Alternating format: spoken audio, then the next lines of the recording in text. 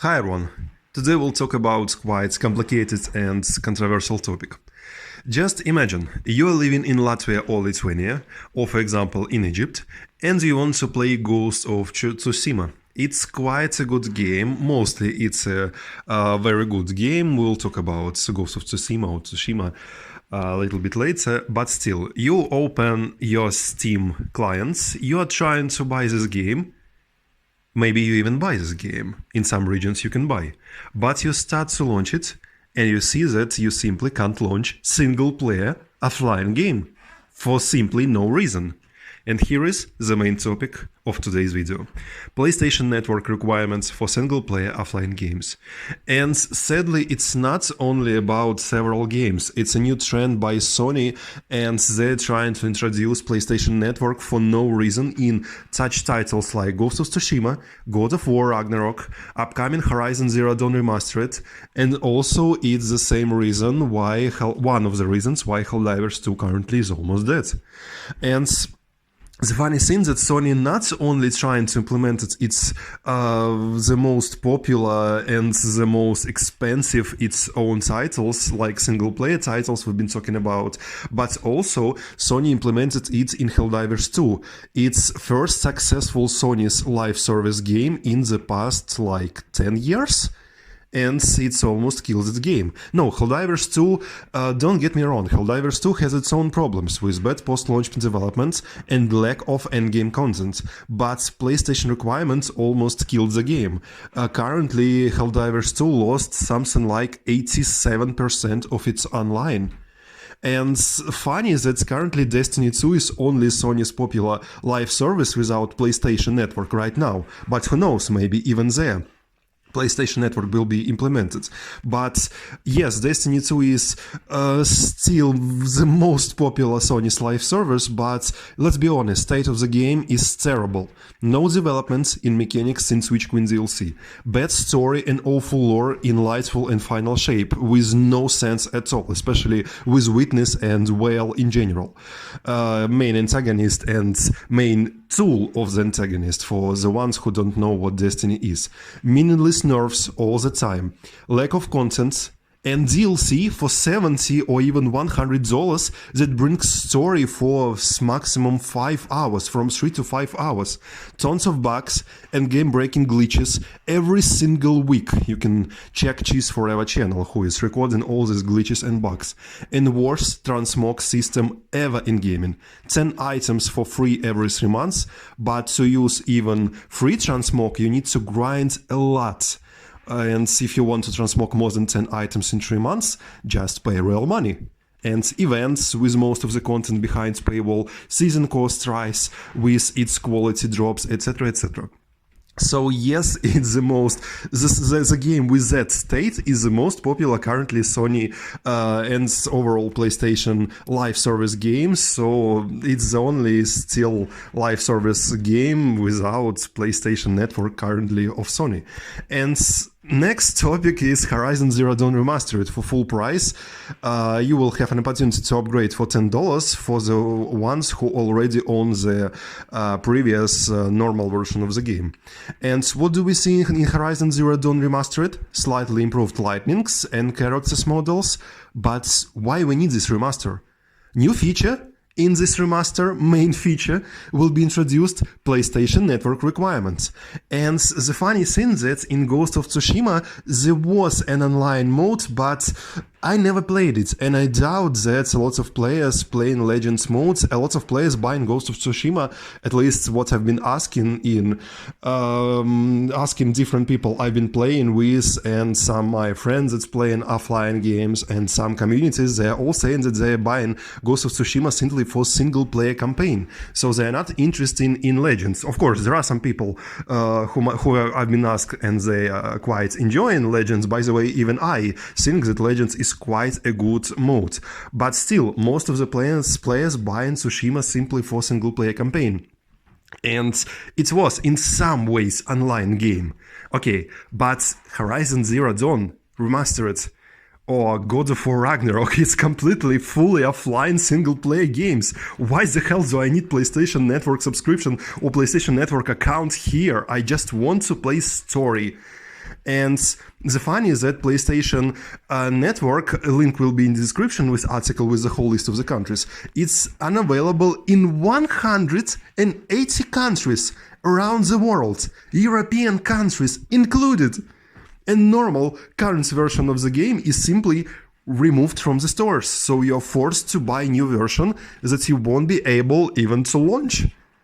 And this whole situation, it's a console logic with paid multiplayer. Shame it still exists in 2024. You are paying for the game and need additionally to pay for the ability to play with friends.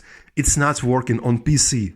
Even console players tired of that. Xbox, PlayStation, Nintendo, a lot of games are coming to mobile. Cloud gaming like Assassin's Creed Mirage, Resident Evil Village, mobile versions of the very popular games and live services like Call of Duty Warzone Mobile, Call of Duty Mobile itself by Tencent, Rainbow Six Mobile, by the way, beautiful game that works wonderfully on mobile phones. Division Resurgence, upcoming Ubisoft Division, some sort of sequel. It's between Division 1 and Division 2. Destiny Rising, by the way, by NetEase, maybe also can be a very good game in comparison with the main game, because it's reboot of the whole story.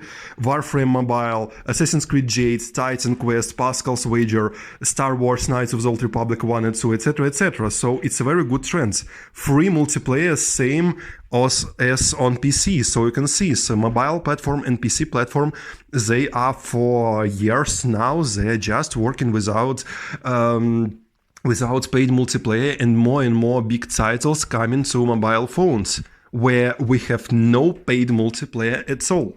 So why consoles still trying to force you to buy paid multiplayer? Nowadays, it's still unclear for me. And paid multiplayer logic not working on PC. Microsoft tried, if you remember, Games for Windows Lives. It was such servers by Microsoft, but it's a failed initiative. Microsoft closed it. And by the way, people used to normal gaming on PC. When you pay for the game once, Sony only shooting itself with PlayStation Network requirements on PC.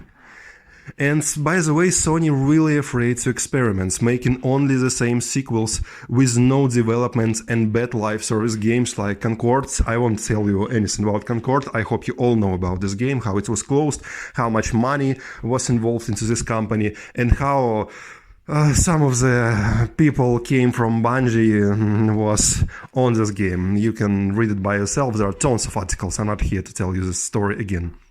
Because currently, games by Sony, it's just the same. It's also either remakes with almost no changes, or simply just sequels with, again, no changes at all.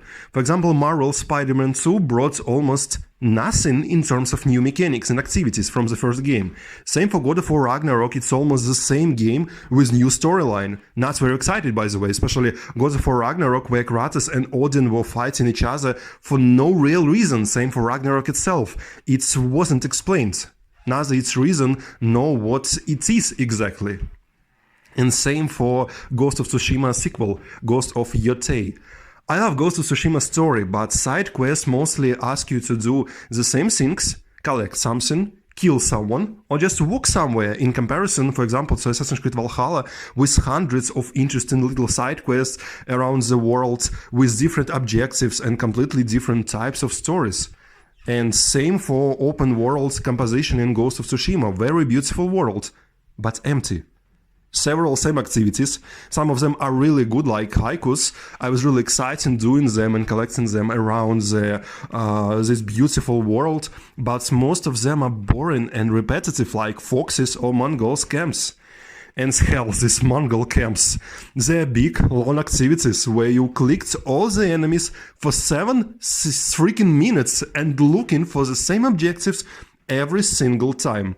Banners, powder, hostages, or eagles, after camp is cleared every single time, with no differences and no minimap helping you to find all the items required. Quest mark appears only when you are close enough to the objective, so you need to run around the camp several minutes to find all the objectives.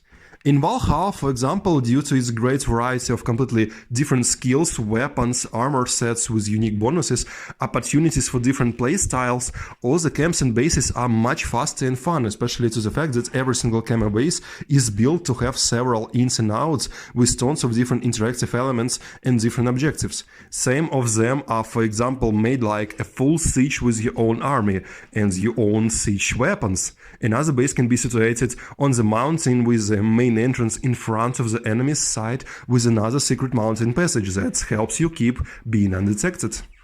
And I'm speaking just about side activities, not the main quest. For example, another side activity asking you to find ESO vaults with tons of very interesting mysteries like Lara Croft or Lara Croft Tomb Raider style, or another activity asking you to play some sort of roguelike activity inside of Valhalla, mainly the base game. So tons of different interesting varying activities. Or take, for example, Hogwarts Legacy. Bigger variety of open world mechanics, much more interesting exploring than in Ghost of Tsushima. Take, for example, Mysteries or Merlin's Trials. Same in Tsushima with different gameplay mechanics, like grappling hook. When the game introduces you any new gameplay mechanic, you are forced to use it, and only it, for 30 single minutes in a row. Like it was at the beginning of the DLC, when you were forced to use same mechanic with grappling hook for quite a long time, and only it until you reach the Rogue's Den. Take for example Star Wars Outlaws, where several instruments were introduced to you at the beginning of the game, and immediately after that, game gave you freedom to use whatever you want in any combination, or not to use any of them. And judging on trailer, Ghost of Yotei looks like the classic modern Sony's sequel. Very beautiful, but empty world. That will contain the same mostly boring activities with no development in mechanic, with just bigger scale of everything, worse story and PSN requirements. The only really good sequel in terms of lore, story and mechanics was, by the way, Horizon Forbidden West. All the rest, same for Last of Us Part 2, which it's much worse storytelling and overall bad main storyline were much worse than the original games. So I really hope that Sony will think about this whole situation, see that players are not happy with this whole PlayStation Network situation, and maybe change something, because Sony is doing... In general, Sony is doing quite good games. Even Ghost of Tsushima, mostly it was a very good game. Yes, there are some problems, but its story wonderful, its world, its beauty of its world, it's something that you will never forget. So I really hope that next Sony games won't be with that disease called PlayStation Network requirement, especially on PC, so we can enjoy beautiful worlds, and Sony will take more time in building more varying worlds than just copying the same and selling us it for $70 or $100 just with the same containment inside of it and PlayStation Network requirements.